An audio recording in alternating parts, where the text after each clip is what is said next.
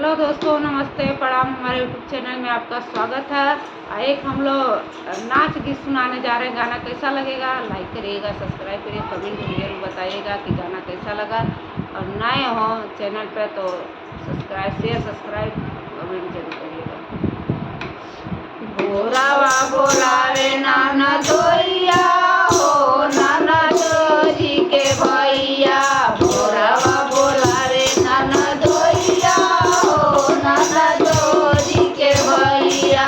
जाई बजरिया से चुनरी ले आईने, जाई बजरिया से चुनरी ले आईने। चमके ललाई रतिया हो, नाना दो जी के भैया। चमके ललाई रतिया हो, नाना दो जी के भैया। भोरावा बोलावे नाना दोइया हो, नाना दो जी के भैया। भोरावा बोलावे नाना दोइया हो, नाना दो जी के भैया।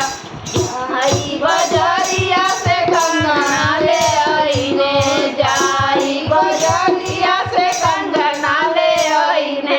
कंगन के पहनावे दोपहरिया हो, नाना दो जी के भैया।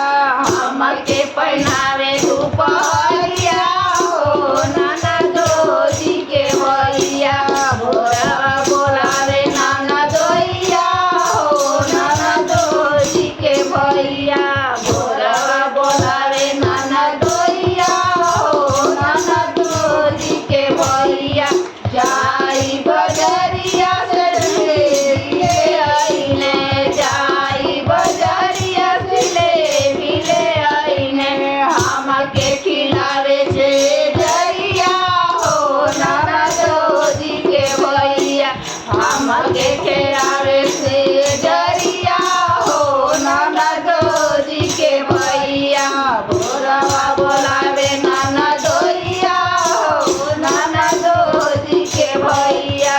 भोरावा बोलावे नाना दोइया हो, नाना दो जी के भैया। जाई बजरिया से पैजनिया ले आइले, जाई बजरिया से पैजनिया ले आईने। हमके पहनावे सारी रतिया हो, नाना दो जी के भैया।